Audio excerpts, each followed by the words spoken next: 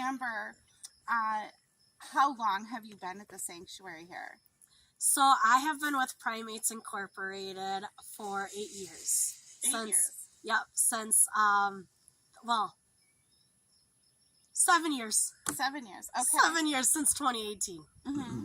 And so what did you get your degree in? You said that you graduated from Stevens Point University. Yep. And what did you go to school for? So my major was wildlife ecology with an emphasis on information and education. And then I also had a captive wildlife minor. Okay, great. And then how long has the sanctuary been here? So the sanctuary started on this land in 2017. The land was bought in 2014. But Amy, our founder, founded the nonprofit back in 2004. Great. And then how did she get the funding for this together? That's a big question. Yeah. So when she was working towards funding and everything like that, she knew she wanted this to be a nonprofit. So that was first and foremost. So she started there, and she reached out to a lot of other sanctuaries to understand what they were doing. A lot of them were doing grants and talking with foundations and things like that. So she started applying for a lot of different grants that way. And then she also just had a lot of private people who were really inspired by what she wanted to do, and they wanted to help, and they saw it as a great opportunity. So a lot of people just were donating for the money, and that really helped. She also had a couple angel lenders who gave her some credit and stuff like that, so then that way she could get the loans that she needed and things like that, to purchase the land and things like that. And she just kind of took it one step at a time. I mean, it took her from 2004 to 2014 to buy the land, and she pretty much had all the money for the land when she did that. And then after that, she just went for building what she was going to do, and she had all the plans. She had a contractor, and she just made sure to fundraise then just for the building and really concentrate on that. And like I said, she had that all built in 2017, and then when the first 3 monkeys arrived in 2018, it was ready to go. Nice. So moving forward real quick, what are your goals now? So our goals as a nonprofit is to build another monkey building, because we want to be able to help more monkeys. Currently we are at capacity with the building that we have, but we do want to have another building so that we can take more monkeys. And then we also have another building being worked on right now that will be a staff building / medical room. So then that way it's easier to do physicals and have quarantine for new monkeys and all kinds of things like that. So that's pretty much what we're really focused on right now. And then, of course, just trying to get the word out about the sanctuary and what we are doing here. Yeah, and you said how many sanctuaries like this exist in the United States? So there are 9 other sanctuaries in the States. They're all mostly all in the southern half of the country. And actually a lot of those sanctuaries don't focus just on monkeys. Those are also for the chimpanzees and stuff that have been tested on and stuff. Okay. So unfortunately for the monkeys that are in labs now, since chimpanzees aren't tested on anymore, there's not very many sanctuaries that take just monkeys. Okay. I think there's only about 3. All right. So what happens to these lab monkeys when they are retired without the sanctuaries? So what ends up happening to monkeys after they're done with their testing is there's usually 2 options, and that's that they're either euthanized or they are sold off for another test that's being done. Those are really the only two options, and that's why we're trying to reinforce that there should be this third option of sending them to sanctuary, especially for the monkeys that have clean bills of health and have the opportunity to do it. Right. So, could you walk me through real briefly what it takes for a lab to help a monkey achieve sanctuary here? So I know some of it. Okay. Amy would be your primary person who deals a lot with the background of helping the labs do this. But a lot of times the labs do have to have a program in place, and they have to have some sort of money set aside for that monkey or monkeys to go to sanctuary. Because of course, as most sanctuaries, they're all nonprofit. So we do ask for some type of money from them when they bring the monkeys to us. Usually the money they give us is only enough to pay for that monkey's care for maybe a couple of months. It's not very much, but it is something to help us out, and we really appreciate that. But like I said, it's definitely a process that the labs have to go through first, to have a program set up, to have the funding for it, and to also have the okay from their superiors. Now, you have an intern program here, and there's a house I Yes. read about where your interns can come and stay on property rent-free with the utilities paid in exchange for their volunteer service. Could you maybe give me a brief overview of how students can get involved with that? Yeah, so we take anybody who's willing and who is going to school for it. A lot of times we have students who come because they either need it for credit or something like that to graduate. Others just do it for experience, and it's not required at their school. And all they have to do is get in contact with us. We do have a couple email addresses that they can contact. They can also contact us on Facebook or Instagram, and let us know that they're interested, and we can make sure that they get an application.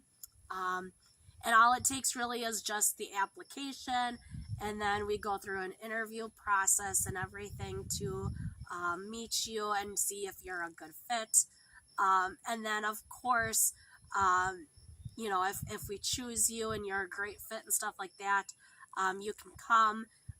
We do highly recommend having a car at least, just because you are out in the country. So to get groceries, to really go and do anything outside of the sanctuary, you pretty much need a car because the closest town is about 10-15 miles away. Yeah. Okay. Yes. That's true. Also, you don't just accept lab animals here. You also accept monkeys from the private pet trade and from the entertainment industry. What do you think are the biggest differences in those kinds of intake, kind of like when you receive those monkeys? It can be very different because usually when they're coming from the research labs, our monkeys are brought in a transporter van. And usually these transporter vans are owned by a separate company. It is not the research company or the researchers. So when they are brought here, it's usually by a transporting company that is used for wild animals. And they are just there to drop the animal off, get the forms signed that need to be signed, and then they go on. Okay. And that's about all that they do. Mm-hmm. When it comes to getting our monkeys from the pets and that are pets, it's just a little bit more time consuming a little bit, just because you've got the people usually coming. It's usually on their own vehicle. It's usually a unique situation every time because we never know what the owners are used to doing with their animals. For us, we see the monkeys, as wild animals that can be dangerous. So we tend to do everything very protectively with protective clothing, protective gloves, making sure that we restrain the monkey properly for bringing them into their enclosure and stuff like that. But of course, people who see them as their pet usually are handling them barehanded or in a dog crate or any other thing like that. And it's a very, not as, what's the word? Like, careful manner. Okay. Not seeing them as a wild animal so much. Right. Mostly see them as more of like your dog and your cat. And so it's a little bit more different from when they come as a lab animal because then it's much more like, here's the animal, everything's protective, everything's careful, all of that. Yeah. Okay. So yeah, that makes. How would a lab determine when a monkey is ready for retirement? So usually what ends up happening is the monkey has only been used for one study. So when that study is officially done and over with and they don't need that monkey for any more of the study at all, they are deemed to be able to move on. And so a lot of times it comes down to what the lab has set up. Usually they'll decide if they can sell them to somebody who's interested, another company, for another testing or something like that. Or if they don't have anybody interested in that monkey, or it's one of their favorite monkeys that they don't want to see go on to other testing, then they will usually look into a sanctuary. In the animal's behavior, what are the main differences you've noticed in lab monkeys versus pet monkeys when they come to you in the beginning? So, lab monkeys, when they come, they tend to be very scared, of course, because it's a new environment, of course, and they're used to always being in an unexpected situation, it seems. So when they come, they are a little anxious, but they're usually pretty strong and they're pretty resilient. And they're really like, let's go, like ready to go. And when we put them into their enclosure, usually it's a little bit of a shock to them because it's such a big enclosure compared to what they're used to. So a lot of times when they go out, they're immediately just taking a look of their surroundings and taking it all in. And with pet monkeys, they're a little bit more shy. You can tell that they, when you let them out, they're kind of just like, they take their time. They're not really bursting out like lab monkeys do. They tend to kind of not want to be adventuring around right away. A lot of times they're kind of just like, okay, I'm just going to stay where I know I'm safe right here, and that's it. And then a lot of times over just a few days, you definitely see their personalities on both of them come out. It's amazing to see how similar they can be, even though they come from different backgrounds, just because they're just such resilient animals altogether. They're very strong. Yes, Yeah. they after everything they've been through, lab or pet, if it's been traumatic or something, they're just coming out of their shell immediately usually, and you really get to know them very quickly because they seem to want to get to know everything around them, including the humans. Okay. Well, they're social animals. They probably Yep. see us as funny looking monkeys. Right. Well, and a lot of times, they're used to us humans even in the labs because even in the labs, they've got the humans taking care of them, giving them food, cleaning, everything like that. And then even in the pet situation, they know the humans are going to give them their food. It's going to give them everything that they want and need. So a lot of times they're just willing to right away get along with you and get to know you and everything like that. So it's a cool way to start out with them right away. Yeah. That's actually really interesting because they've formed their own troop amongst themselves here. Yes. And they learn from each other, even though they're not all in the same enclosure. Yes. They can see into each other's enclosures and learn from each other. Yes. And they do. And it's so funny because even when they have little squabbles, like, most of our guys, they're all in pairs. And so when one pair has a squabble, every monkey has to pretty much put in their opinion of who won or who is right or something, because they all have to just start yelling at each other and with this squabble, like, I picked that one, that one's the one that won, no, that one's the one that won. It's just it's a very interesting dynamic seeing how, even though they're not in that same enclosure and don't have much of a relationship with either of those monkeys, that's still somebody to them. They still have to be involved in some way. Yeah, they're all individuals, but they all have their role in the troop. Yes, for sure. That is so sweet. So, what is your favorite part of working with monkeys? It's a hard one. My favorite part of working with the monkey is probably just going into every day and knowing that it's going to be different. I mean, you can plan out your day with anything and everything that you're going to do, and always something happens that changes it.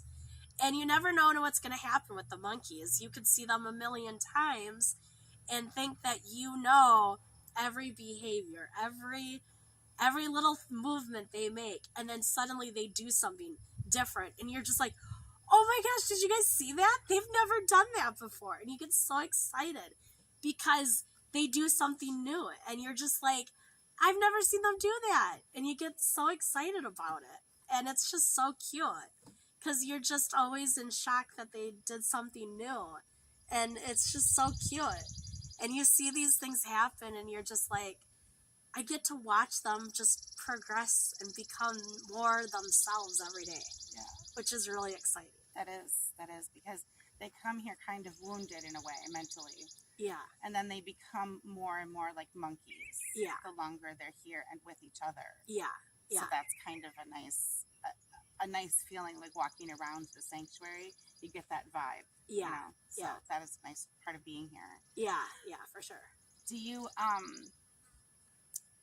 you foresee like more of these kinds of sanctuaries popping up throughout the country, maybe using this as like your prototype? We hope so.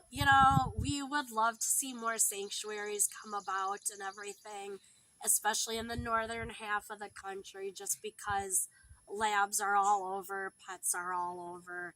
It would be nice to have more closer. And we're always available to talk with people who are looking at developing sanctuaries. We've had people come that have toured our place and that have talked with our founder to learn about how they got it all started, to figure out, okay, what did you learn that I should know so I don't make the same mistakes or do the same things?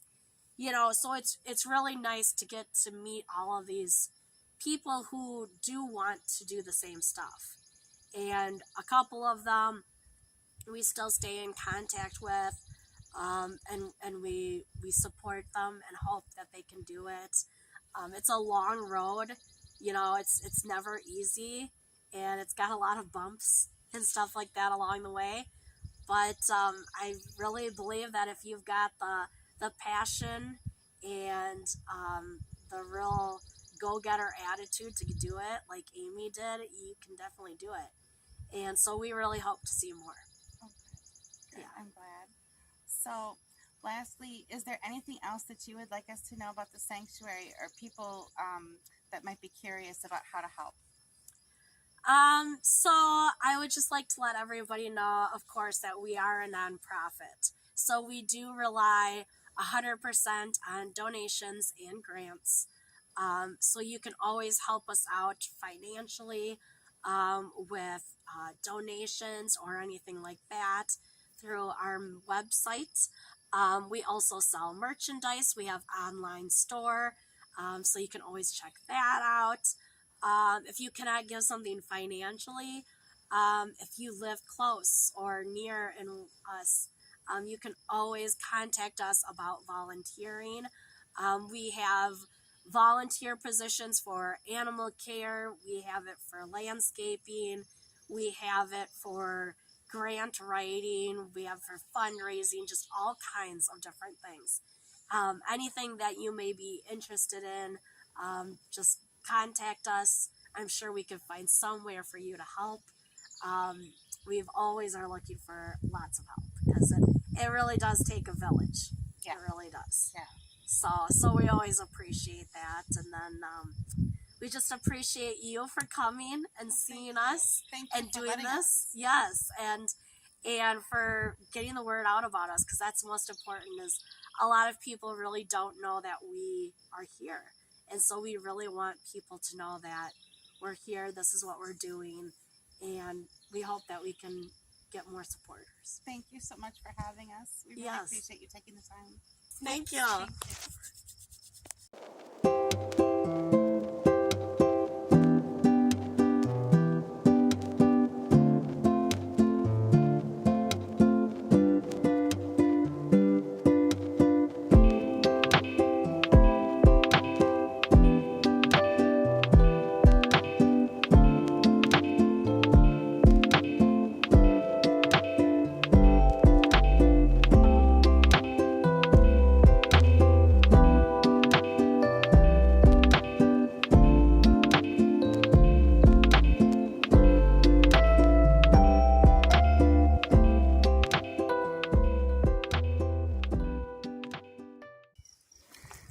This is where they lay the monkeys to rest here that have passed. So they have like a little memorial area, and then each of them has their own wind chimes, and then they can hear the chimes whenever it gets nice and windy. So we have this prairie land because we are serving a purpose for the Karner blue butterfly, which is a federally endangered butterfly in Wisconsin. So the Karner blue butterfly relies on a plant called the blue lupin, which only grows in prairie lands. So every spring, late spring, summer, we will have lupin start growing and blooming, and it's huge, it's beautiful, they're gorgeous plants. And then the butterflies will come in through here and they lay their eggs on those plants, and that's what they use for their babies to feed off of for them to grow. So that's why we have this beautiful prairie area, and we're also seen as a protected area. We even have college students who come that are part of the counting process for the Karner blue butterfly, and they come and stay for a day and count how many Karner blue butterflies they see in a day. Nice.